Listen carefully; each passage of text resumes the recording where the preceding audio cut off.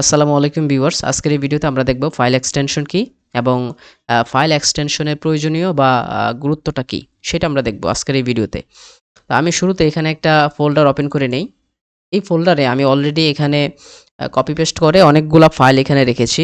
অনেকগুলা ফাইল আমি এখানে রেখেছি এবং প্রতিটা ফাইলের এখানে নাম দেয়া আছে। যেমন এটা হচ্ছে অ্যাসাইনমেন্ট অপারেটর, ডকুমেন্ট, জাভা, অর্থাৎ এরকম করে প্রতিটা ফাইলের নাম দেয়া আছে। এখন ফাইলগুলা দেখে কি বোঝা যাচ্ছে যে কোনটা কোন ফাইল? দেখে বোঝার কোনো ওয়ে নেই।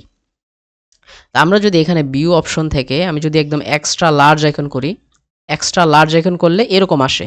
দেখা যাচ্ছে একটা হচ্ছে কিছু সামথিং এরকম ভিডিওর মতো দেখা যাচ্ছে, এটা পিডিএফ লেখা আছে। এখানে শুধু এখানে নাম দেয়া আছে, ফাইলের নাম জাভা, আর কিছু দেয়া নাই। এবং এইটা আবার কি চেইনের মতো, হ্যাঁ, কিছু একটা দেয়া আছে এরকম। আবার এখানে কি একটা পি এর মতো কিছু একটা দেয়া আছে, অর্থাৎ এগুলা সবগুলাই ফাইল। তো ফাইল এক্সটেনশন কি করে, অর্থাৎ ফাইল এক্সটেনশনের সাহায্যে এই ফাইলগুলোর টাইপ কি সেটা আমরা বুঝতে পারি। তা আমরা ফাইল এক্সটেনশন তো এখানে দেখাচ্ছে না, তাই না? শুধু অ্যাসাইনমেন্ট অপারেটর, তারপর আর কিছু দেখাচ্ছে না। তাহলে আমরা ফাইল এক্সটেনশন কিভাবে দেখি? এই ভিউ অপশনে যাব, এই শো অপশন থেকে যে ফাইল নেম এক্সটেনশন, এটা কি আছে, এটা ক্লিক করা নাই। এটাতে ক্লিক করলে অলরেডি আমার ফাইল এক্সটেনশন চলে আসছে। কিভাবে? আমি কি দেখতে পাচ্ছি এখানে assignment operator dot MP four, document dot PDF, এখানে কি আছে dot PNG, dot zip, dot docx, dot py. অর্থাৎ একটা ফাইলের নামের পরে ডট দিয়ে যেটা থাকে সেটাকে বলা হয় ফাইল এক্সটেনশন। আমি আবারও বলছি, ফাইল এক্সটেনশন কি? একটা ফাইলের নাম থাকবে স্বাভাবিকভাবে এবং নামের পরে ডটের পরে যেইটা থাকবে, যেমন dot MP four, dot PDF, dot PNG, dot zip, dot docx বা ডট পিপিটিএক্স, অর্থাৎ ডটের পরে যেই শব্দটা থাকবে এটাকে বলা হয় ফাইল এক্সটেনশন। এবং ফাইল এক্সটেনশন কি? ফাইল এক্সটেনশন হচ্ছে ফাইলের পরিচিতি। এখন আমরা যারা এই ভিডিওটা দেখছি, এমনও হতে পারে যে ফাইল এক্সটেনশন যে ফাইলের পরিচিতি আমি জানি না। যেমন আমার মুখস্থ আছে, আমার ব্রেনের মধ্যে আছে যে পিপিটিএক্স হচ্ছে একটা প্রেজেন্টেশন ফাইল। যখনই আমি এই ডটের পরে পিপিটিএক্স দেখব, আমি অটো বুঝে নিব এটা হচ্ছে একটা প্রেজেন্টেশন ফাইল।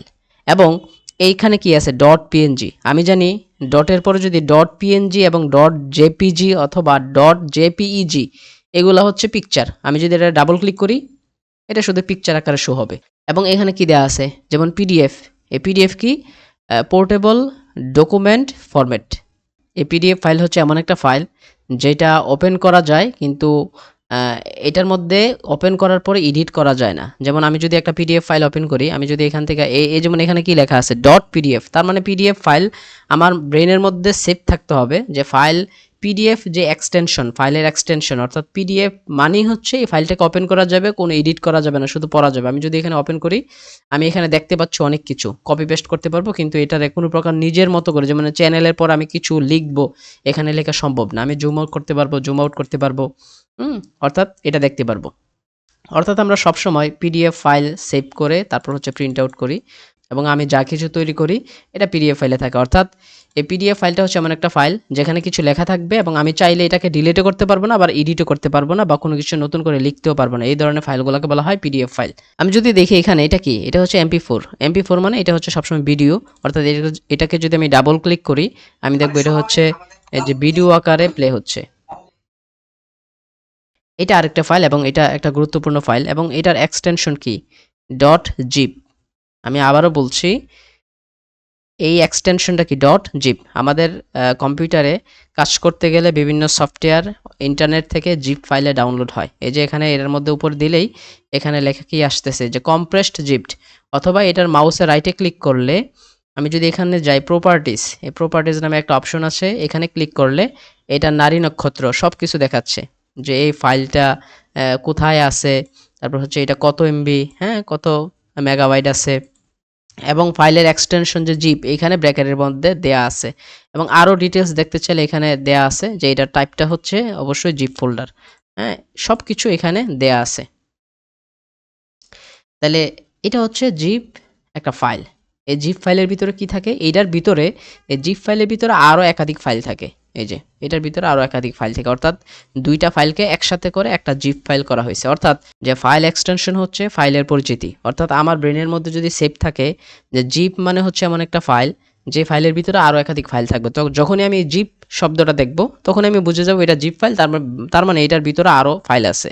আমি যখনই দেখব ডট পিএনজি তার মানে বুঝে নিব এটা হচ্ছে একটা পিকচার। যখনই দেখবো এটাকে পিডিএফ তার মানে এটা হচ্ছে একটা পোর্টেবল ডকুমেন্ট ফরম্যাট, অর্থাৎ এই ফাইল ওপেন করার পরে এটাকে কোনো এডিট করা যাবে না বা কোনো প্রকার নতুন কোনো কিছু লেখা যাবে না। আমি যখন দেখবো ডট MP4 আমি বুঝে যাব এটা হচ্ছে ভিডিও প্লে করবে। আমি যখন দেখবো ডক্স মানে এটা হচ্ছে মাইক্রোসফট অফিস ওয়ার্ডের একটা ফাইল। আমি যখন দেখবো ডট পাই মানে এটা একটা পাইথনের ফাইল। আমি যখন দেখবো .txt তার মানে যে কোনো টেক্সট লেখার জন্য একটা ফাইল। আমি যখন দেখবো .pptx এটা হচ্ছে একটা পাওয়ার পয়েন্টের ফাইল। ফাইল এক্সটেনশন সহজ করে বললে এটা হচ্ছে ফাইলের একটা পরিচিতি। অ্যান্ড আই হোপ দ্যাট এতক্ষণ পর্যন্ত যারা ভিডিওর সাথে ছিলেন সবাই বুঝতে পেরেছেন, এবং ভিডিওর সাথে থাকার জন্য সবাইকে অসংখ্য ধন্যবাদ। আসসালামু আলাইকুম।